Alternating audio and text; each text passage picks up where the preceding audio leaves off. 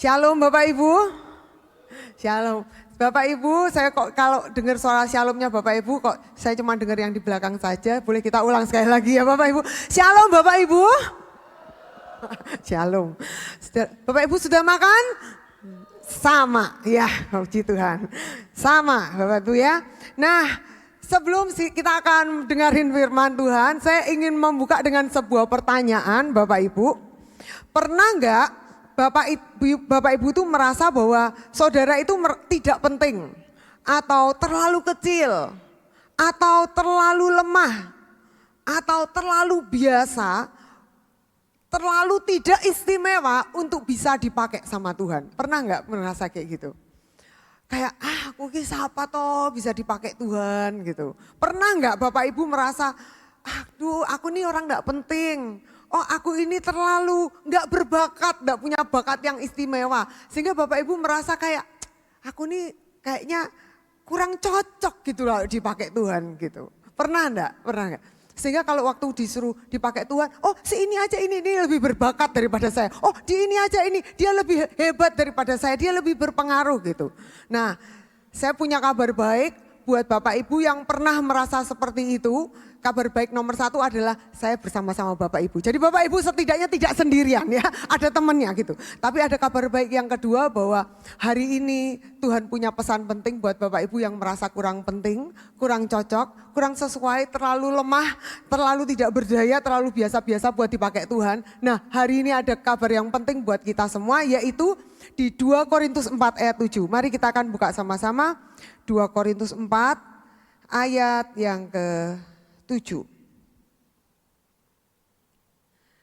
Firman Tuhan berkata dalam 2 Korintus 4 ayat yang ke-7, tetapi harta ini kami punyai dalam bejana tanah liat, supaya nyata bahwa kekuatan yang berlimpah-limpah itu berasal dari Allah dan bukan dari diri kami. Saudara, ayat ini ajaib sekali.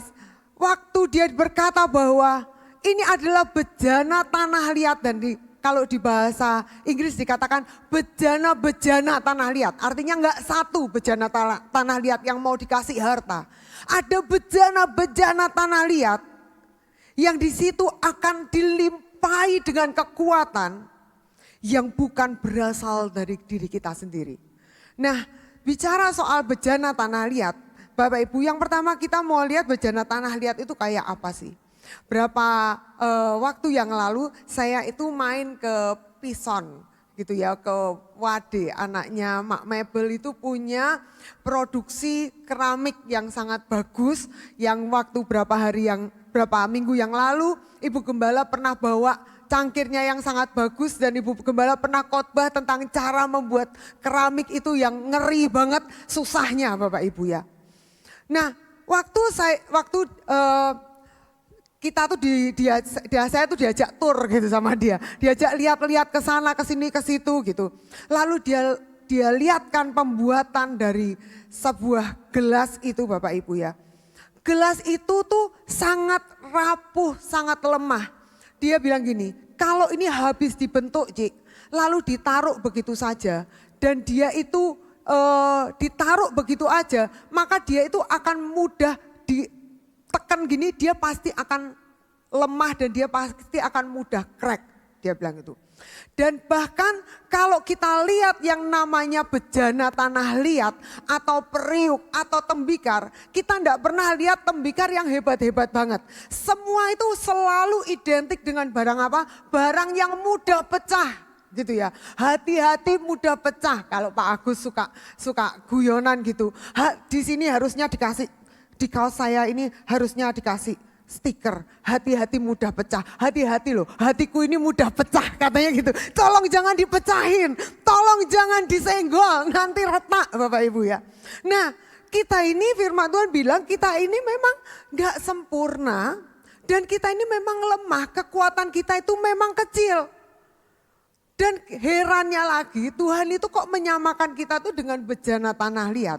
Harapan saya sih sebenarnya Bapak Ibu ya, kita itu disamakan dengan apa yang rada keren dikit gitu loh Bapak Ibu ya. Kita disamakan dengan misalnya apa, wadah yang terbuat dari besi stainless steel atau besi yang kuat gitu. Sehingga kalau kita itu dipukul kita tuh enggak akan mudah pecah, kita itu akan tahan banting, kita itu akan tahan ratusan tahun gitu. Tapi kita memang kayak bejana tanah liat, 100 tahun aja nggak ada yang nyampe umur kita Bapak Ibu.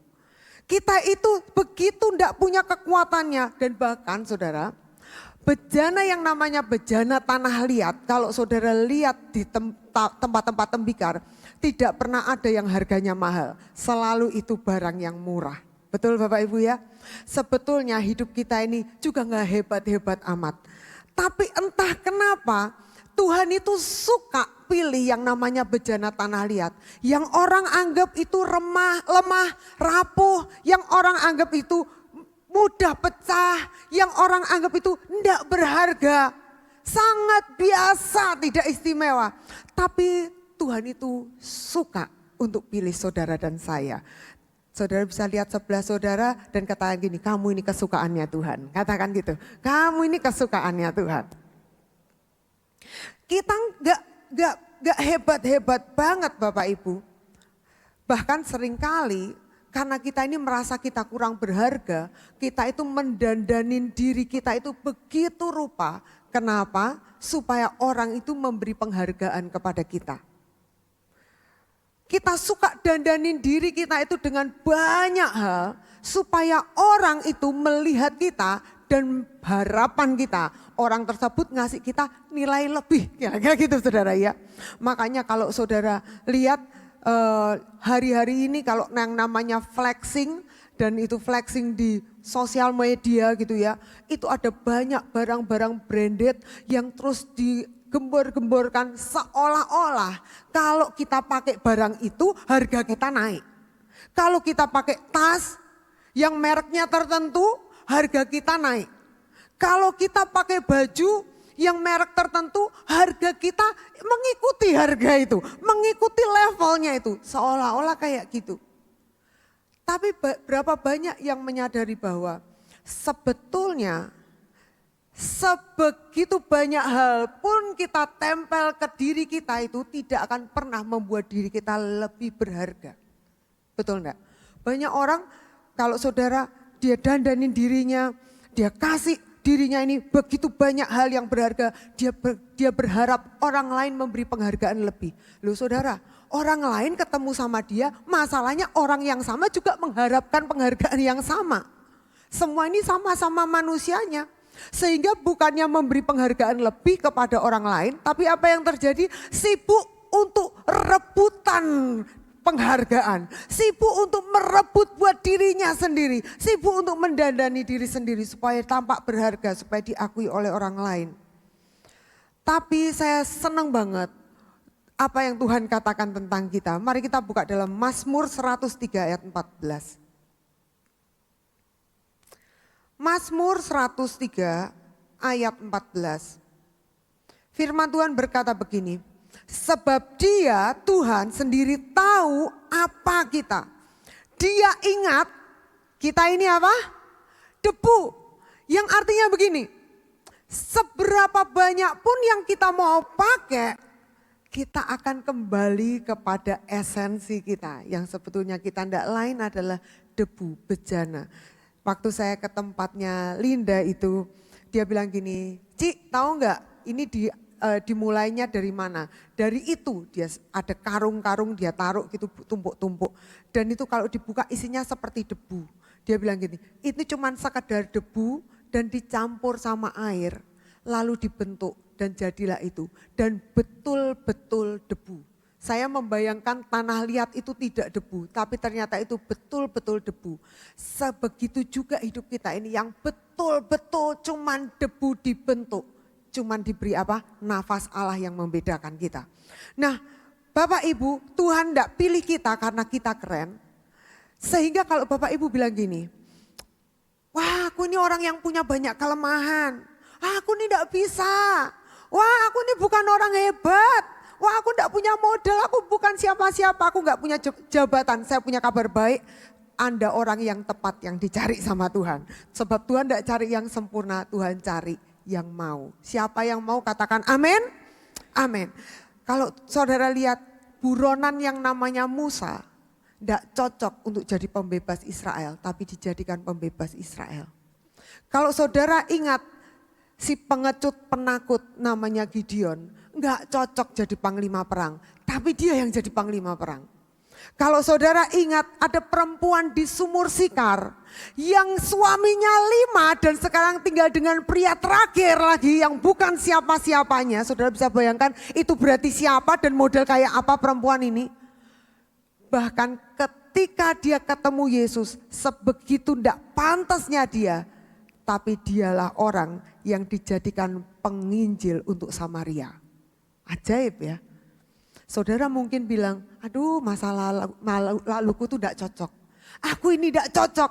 Modalku, potongan jahitanku tidak cocok. Saya kasih tahu, cocok. Tuhan cari saudara. Amin. Nah saudara, hanya kita cuman sekedar bilang, mau Tuhan, aku mau. Hal kedua yang kita belajar dari 2 Korintus tadi adalah harta, ada yang dikatakan harta di dalam tanah liat. Ada harta yang ditaruh di dalam kita. Kalau tanah liatnya sendiri gak ada artinya. Kalau tanah liatnya sendiri tuh gak ada kekuatannya. Tapi ada harta yang ditaruh di situ. Saya ingat saudara, dulu saya tuh tinggal sama saya. Nah ketika saya tinggal sama saya tuh orangnya tuh terbuka banget. Dan waktu saya datang ke rumahnya, dia bilang, Tanti ini tempatmu dan lain sebagainya. Ini tempatmu, ini ini kamu bisa lakukan, ini dapur, kamu boleh masak atau boleh masak atau bikin apa aja, kulkas kamu boleh ambil apa saja, ini tempat barang dan lain sebagainya. Dan sampailah kita waktu di dapur dia berkata begini, dan ini adalah bumbu ini, bumbu itu, bumbu ini, bumbu itu. Dan di satu tempat di toples itu dia bilang gini, dan khusus toples ini dia ambil, dia buka dan dia liatin ke saya, isinya perhiasan. Saudara ya. Jadi ini bukan bawang, berambang, garam, merica, bukan. Dia taruh itu di mana? Di toples. Dia berkata gini, supaya nanti kalau pencuri masuk ke rumahku, dia nggak akan menyangka bahwa itu ada di situ. Kenapa saya bilang gini sama saudara? Karena hari ini sudah dipindah tempatnya. Kira-kira gitu saudara ya. Jadi kalau saudara besok cari-cari di toplesnya situ, enggak ada gitu. Nah saudara, waktu saya, kenapa kok ditaruh di toples? Saya bilang gitu. Karena menurut saya itu adalah tempat di mana orang nggak akan nyangka di situ ada perhiasan. Jadi waktu dibuka saudara, di situ ada mulai dari gelang, kalung, apa segala macam itu ditaruh di toples sebelah terasi. Saudara bisa bayangkan, sebelah yang bumbon-bumbon gitu, yang nggak kepake gitu, tapi di sebelah atas. Saudara, orang dulu itu bukan cuman saya yang suka simpen harta di toples. Ada toh Bapak Ibu, orang-orang dulu yang suka simpan harta di toples, ada Bapak Ibu? Banyak Bapak Ibu. Bahkan kalau mbak di rumah itu, kalau taruh apa-apa ditaruh di toples. Habis gitu lupa toplesnya saudara ya. Karena mbaknya yang di rumah itu kan udah tua saudara ya. Jadi habis gitu sudah di toples, ditaruh baik-baik. Iya ditaruh di mana? Dia bilang gini, mana ya tadi uangku susukku saya akeh, tak dile di toples.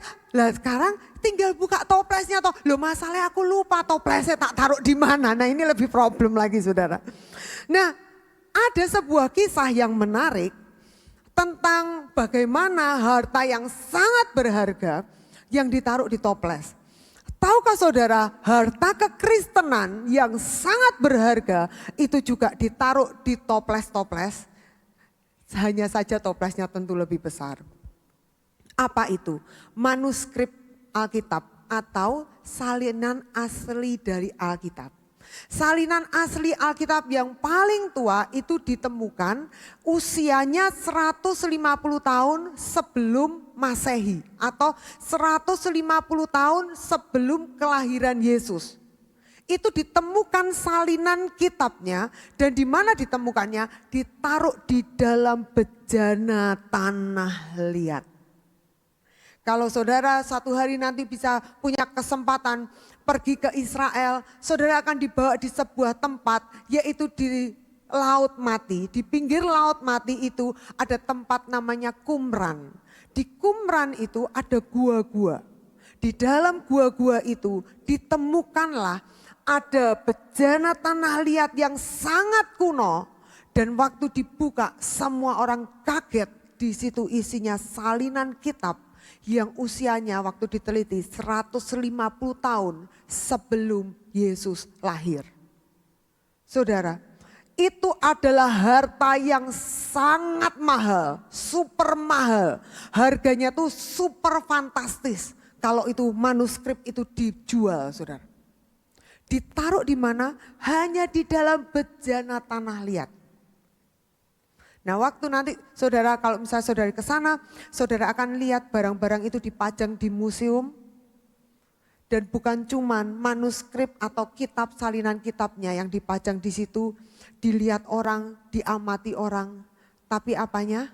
Bejananya ikut dilihat, saudara, ikut dikagumi. Walah ini ya tempatnya, wah hebat ya, ini bisa simpan luar biasa. Ini dikagumi, tapi tentu bukan karena bejananya, bukan karena antiknya, tapi karena apa? Karena isinya. Saudara dikagumi orang, saudara dihargai orang, bukan karena antiknya kita, amin saudara ya.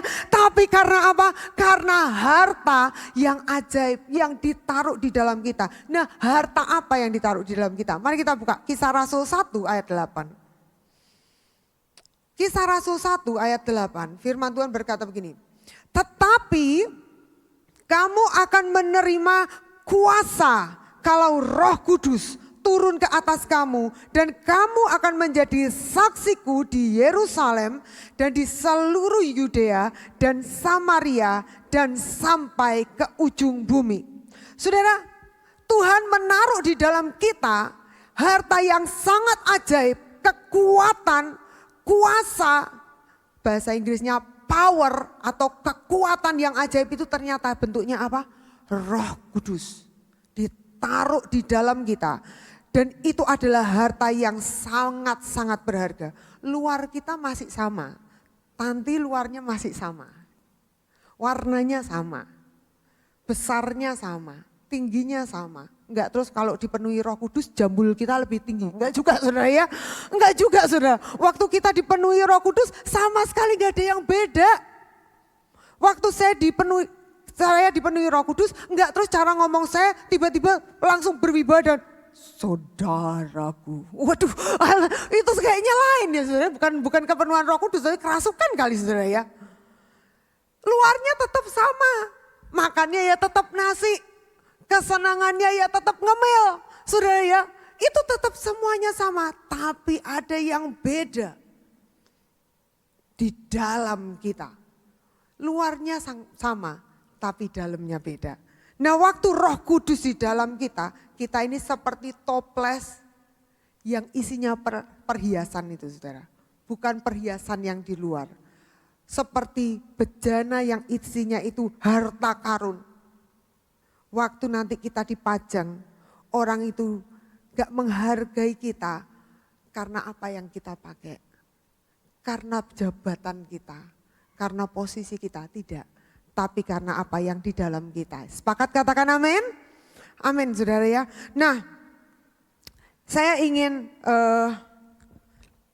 kalau ini ada gelas, kalau ini ada botol aqua. Saya mau minta tolong ini dibuangin isinya Pak.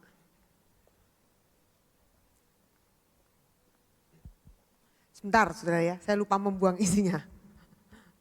Ya, terima kasih Pak.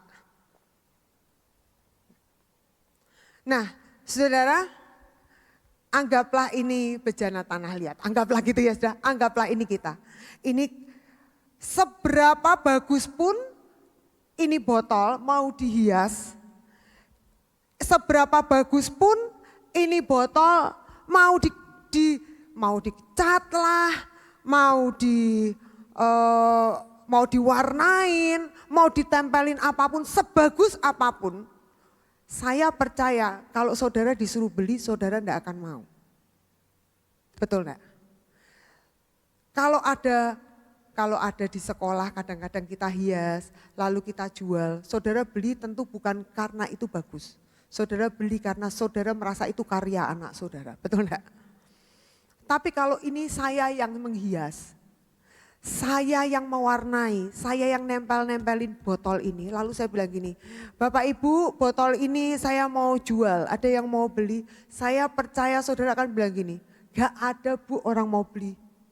Gak payu botolmu, loh ini sudah saya warnai loh. Ini sudah saya lukis loh, ini udah saya hias loh. Saudara akan bilang, lah buat apa beli botol kayak gitu. Tapi waktu botol ini ada isinya air saja, baru isinya air saja. Ada yang mau beli banyak. Terbukti di mana? Di mana-mana orang jual botol isinya air. Gak ada orang jual botol gini yang gak ada isinya. Yang gak ada isinya ini diapain? Kalau saudara lihat para pemulung itu diapain? Dikeremes gini dulu. Terus dia dibuang. Tapi orang yang ada isinya, kalau Roh Kudus penuh di dalam kita, orang itu mau kita. Orang itu mau hidup kita. Dan lihat, orang yang ada isinya itu tidak mudah dipatahkan. Gak mudah untuk dia itu diremukkan, saudara.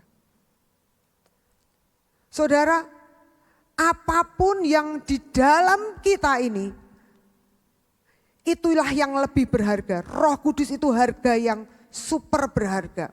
Masalahnya gini, apakah kita itu memperlakukan Roh Kudus sebagai pribadi yang berharga atau sebagai pembantu? Jujur, kita di gereja kita bilang gini, oh engkau Tuhan, engkau Tuhan, engkau Tuhan. Tapi sering kita memperlakukan Tuhan itu justru sebagai pembantu. Kenapa? Kalau pembantu itu kalau kita butuh kita panggil Mbak. Kalau kita enggak butuh, kita senang, kita panggil enggak? Kita enggak panggil. Kalau kita lagi dalam keadaan yang happy-happy, kita panggil enggak? Enggak. Tapi begitu kita dalam keadaan susah, kita panggil-panggil, Mbak, tolong dong, tolong. Bapak Ibu, sering kali kita memperlakukan Tuhan bukan sebagai Tuhan. Roh Kudus di dalam kita ini jadi seperti pembantu. Roh Kudus tolong dong, tolong. Tapi begitu kita senang kita lupa kalau kita punya Roh Kudus. Begitu kita ini lupa bahwa Dia adalah Tuhan, Dia adalah berharga. Jangan salah saudara ya, hidup kita ini harganya cuma ditentukan dari yang di dalam kita. Kalau yang di dalam kita meninggalkan kita, firman Tuhan bilang seperti Saul, dia tidak lagi jadi seorang yang dihargai. Dia adalah seorang badut belaka. Dia anggap seperti orang gila yang suka kerasukan, yang kalau dinyanyiin nanti sembuh. Selesai. Saudara ya. Nah, Roh Kudus di dalam kita, dia harus jadi Tuhan. Dia harus jadi Tuhan yang menuntun kita. Untuk kita itu melakukan apa yang Tuhan mau. Dan kita ini nurut. Apa sih yang Tuhan mau? Mungkin hari ini Roh Kudus bilang sama kita, ampuni. Tuhan tapi tidak gampang Tuhan, tapi tidak gampang. Tapi Roh Kudus bilang, bukan karena kamu kuat ngampuni, tapi karena aku yang di dalam engkau memberikan engkau kekuatan untuk mengampuni. Ampuni. Mungkin hari ini Roh Kudus bilang sama saudara, belajar melangkah dengan iman. Engkau selalu bilang kayaknya enggak bisa. Aduh aku takut, aku enggak bisa. Tapi Roh Kudus di dalam kita dia berkata, belajar melangkah dengan iman. Mau enggak kita melangkah dengan iman? Mungkin Roh Kudus di dalam kita dia bilang gini, sana cerita, bersaksi. Kamu bersaksi apa yang kamu sedang alami dengan Tuhan. Alah Tuhan, kesaksianku tuh gak penting ya. Omonganku tuh gak penting. Siapa yang mau dengar omonganku ini? Tapi saya kasih tahu. Sering kali yang saudara pikir gak penting, kalau Roh Kudus bilang bersaksi, jangan-jangan memang orang itu sangat penting untuk orang itu dengar yang jadi pesan Tuhan. Saya mau share saudara, hari Kamis kemarin ada seorang itu WA ke saya. Dia WA ke saya tuh Semua orang itu punya padang gurunnya masing-masing Bapak Ibu ya. Saya juga punya padang gurun saya sendiri. Dan saya merasa bahwa Tuhan kayaknya aku kok gak keluar-keluar dari padang gurun ini. Dan aku kayaknya udah ada di batas kekuatanku loh Tuhan, saya bilang. Dan rasanya Tuhan sejujurnya padang gurunku ini sampai aku tuh gak tahu mau tak apa ke. Sudah tak usahakan begitu rupa tapi aku gak keluar dari padang gurunku. Kayaknya Tuhan, saya bilang, aku sudah di batas kekuatanku. Nah hari Kamis tiba-tiba pagi saya bilang gitu sama Tuhan. Sore malam itu ada seorang WA saya. Dia bilang gini, ini orang yang random, betul-betul random menurut saya. Karena saya juga gak kenal dia gak kenal saya dengan baik. Kita cuma pernah ada di dalam satu grup aja saudara ya. Dan saya juga gak simpan nomornya dia juga tidak simpan nomor saya. Lalu dia bilang gini, saya masuk ke ruang doa saya dan saya dengar Tuhan bilang, dan saya mau sharing apa yang Tuhan katakan kepada saya untuk kamu. Kepada kamu, sharing yang Tuhan bilang untuk saya loh ya, kepada kamu, dia sharing aja. Lalu dia bilang bahwa Tuhan yang akan melakukan ini dan itu apa, itu dia sharing yang sepertinya itu WA biasa. Tapi waktu saya baca WA itu saya sangat kaget. Saya bilang gini, saya baca itu belum selesai, saya tuh sudah nangis saudara. Baru sampai di tengah itu saya udah nangis dan saya tahan diri saya untuk saya tuh terus baca itu sampai selesai. Dia sebut namanya dia, nama yang saya tidak kenal dari Papua. Lalu saya tanya sama orang ini, loh apa yang membuat kamu tuh, terima kasih buat firmannya, apa yang membuat kamu itu kok bisa WA gini sama saya? Lalu dia jawab saya gini, ya saya cuma merasa bahwa saya disuruh Tuhan untuk WA ini ke kamu. Maafkan saya ya jika saya salah. Dan saya sangat kaget. Saya bilang gini, saya terima kasih apa yang kamu sampaikan itu tepat seperti yang saya butuhkan. Dan saya sangat-sangat merasa begini, saya tuh adalah orang yang gak suka nge-share. Jadi saya tuh gak suka nge-share kalau ada firman atau apa. Buat saya tuh kayak apaan sih gitu, udahlah baca sendiri. Saya di dalam hati saya tuh ada gitunya Bapak Ibu. Tapi hari itu waktu orang ini melakukan kayak gitu, saya tuh sangat terberkati dan waktu saya siapkan firman ini, tahukah saudara kadang-kadang WA saudara itu dinantikan orang lain untuk membangun orang lain. Mungkin orang lain sedang dalam keadaan susah dan saudara cuma bilang gini, shalom, selamat pagi, ingat ya Tuhan Yesus mengasihi kamu. Shalom, selamat pagi, jangan lupa ya kebaktian. Shalom, selamat pagi, apakah kamu sudah bersyukur hari ini? Kadang-kadang WA-mu yang sederhana itu loh, yang membangkitkan orang. Yang hari itu engkau tidak tahu kenapa, engkau cuma digerakkan saja, maukah engkau taat? Tentu bukan WA yang isinya fotonya sendiri ya. Foto saya sendiri terus saya kirim-kirim, halo selamat pagi. Itu namanya narsis mah itu saudara. Lain cerita kalau itu Bapak Ibu ya. Bukan. Nah saudara, apakah mungkin saudara itu didorong oleh Tuhan untuk apa? Untuk mendoakan orang. Roh Kudus bilang doakan. Mau enggak engkau melangkah dan mulai mendoakan orang lain? Saya ingat waktu saya pertama kali buka sekolah. Itu adalah masa yang dimana saya sangat merasa tidak jelas saya tuh harus berbuat apa. Tapi Tuhan terus-menerus mengatakan buka sekolah. Hari itu apapun yang terjadi di masa lalu saya sebelumnya membuat saya tidak mau buka sekolah. Hari itu saya ingat ada seorang hamba Tuhan datang ke sini, dia seorang nabi, dia sangat peka dengar suara Tuhan. Waktu kami duduk makan, dia bilang gini, gereja ini ada apa ya? Dia bilang gitu. Ada apa ya Bu? Kita semua bingung. Ada apa ya Bu ya? Kok dari tadi ya, aku sejak dari Semarang naik mobil ke Blora, karena dia pesawat dari luar negeri. Dari Semarang sampai ke Blora, aku dengar di telingaku dengan jelas. Ada suara bilang gini, school. Dan itu enggak berhenti. Gereja ini ada apa ya? Apa ya? School apa? Dia tanya gitu. Saya di meja makan, saya cuma bisa nangis. Saya bilang gini, Tuhan aku takut. Aku enggak mau, aku takut. Aku sudah malu Tuhan. Aku tuh loh di masa laluku aku merasa aku gagal. Aku takut.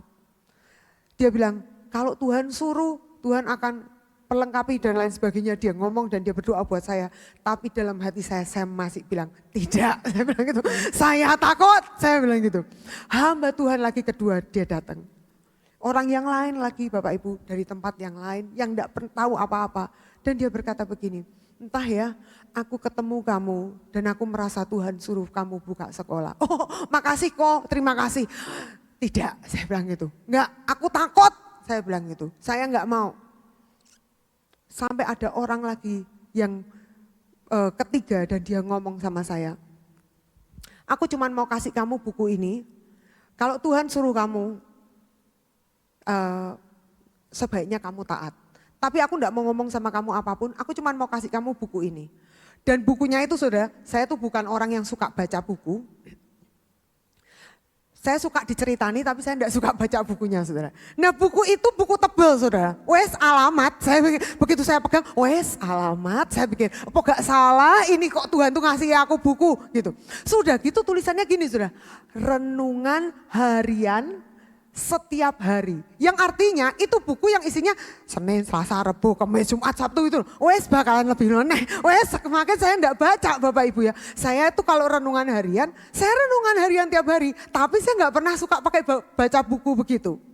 Nah satu kali saudara ketika saya bilang sama Tuhan, saya tidak akan, pokoknya saya tidak akan melangkah ke sana, saya takut. Tapi satu hal Tuhan. Saya tidak mau Tuhan ngomong pakai orang. Kalau orang lain mungkin ngomong gini, saya minta diteguhkan sama ada orang yang ngomong sama saya. Saya kebalik, saya bilang saya tidak mau orang tuh ngomong sama saya. Saya mau Tuhan sendiri ngomong sama saya. Kalau saya ini tuli, Tuhan sembuhkan tuliku. Tuhan bisa buka telinganya orang tuli. Kalau nanti ini tuli, Tuhan itu bisa ngomong sama aku, bisa buka telingaku. Pagi itu Bapak Ibu, saya buka buku itu. Dan pas buku itu enggak pernah saya buka. Cuman satu kali itu saya buka. Sampai hari ini tidak pernah saya buka lagi Bapak Ibu ya. Cuman satu kali itu tak saya buka. Pas tak buka. Dan di situ konteksnya gini. Kenapa kamu enggak mau takut sama Tuhan? Apa kamu takut rugi? Saya tutup buku itu, saya nangis, saya bilang, ya Tuhan aku enggak punya uang mau buka sekolah. Aku takut rugi. Aku takut rugi. Aku takut kalau aku ini mempermalukan, dulu sudah malu Tuhan. Nama baikku sudah jelek, kamu takut nama baikmu toh?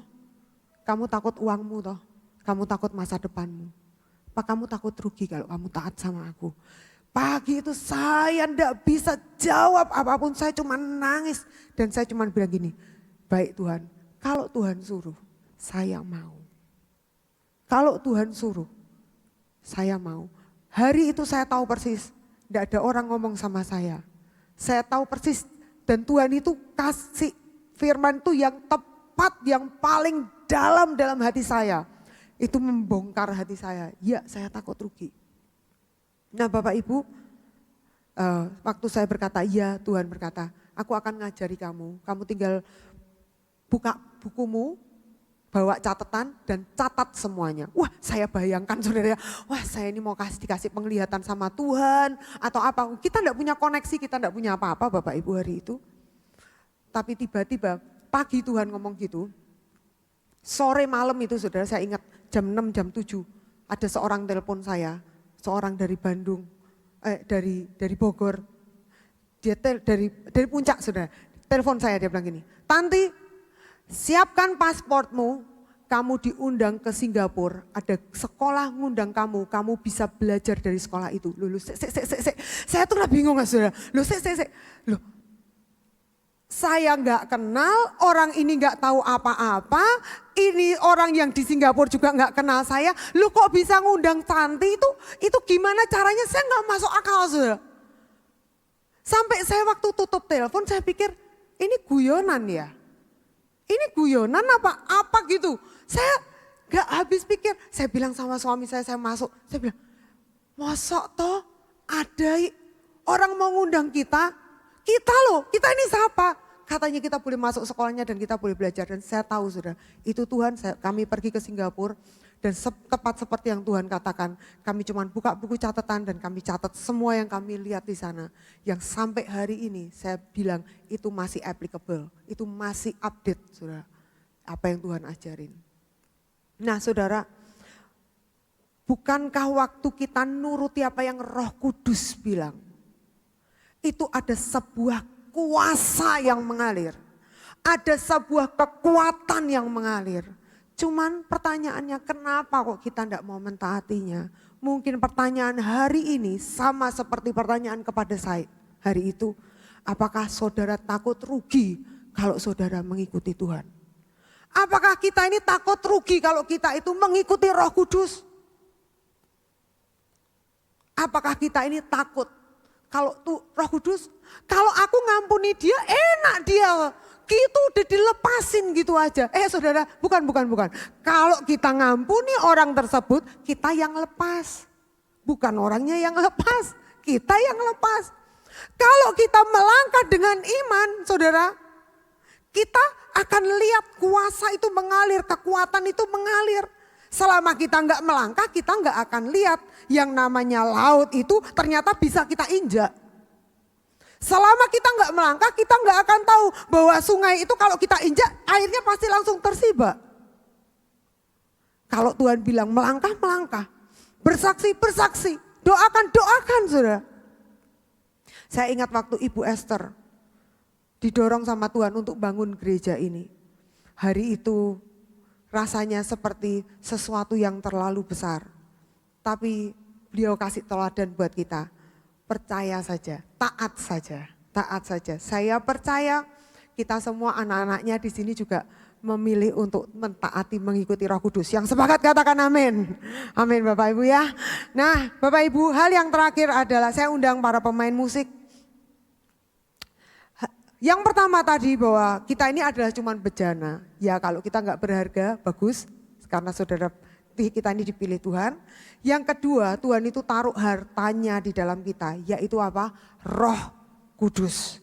Jadikan harta itu yang paling berharga, yang kita ikuti, yang kita kagumi, yang kita layani, yang kita senangkan dalam hidup kita. Yang terakhir, semua itu dikerjakan cuman satu tujuannya, yaitu supaya kuasa Tuhan itu jadi nyata di dalam kita. Mari kita buka di dalam 2 Korintus 12 ayat yang ke-9. Saya minta D. 2 Korintus 12 ayat 9. Firman Tuhan berkata gini, tetapi jawab Tuhan kepadaku, cukuplah kasih karuniaku bagimu, sebab justru dalam kelemahanlah kuasaku menjadi sempurna. Sebab itu aku terlebih suka bermegah atas kelemahanku, supaya kuasa Kristus turun menaungi aku. Saya mau tanya Bapak Ibu, adakah hari ini Bapak Ibu yang datang ke sini, saudara sedang berkata, aku datang tidak dengan kekuatan, aku sedang datang dalam sungguh kelemahan. Aku datang sungguh di dalam hati yang sakit. Aku datang hari ini bukan dengan kekuatan, tapi dengan kegentaran. Firman Tuhan datang buat kita. Itu bagus, supaya kuasa Tuhan jadi sempurna di dalam kita. Lihat diri kita.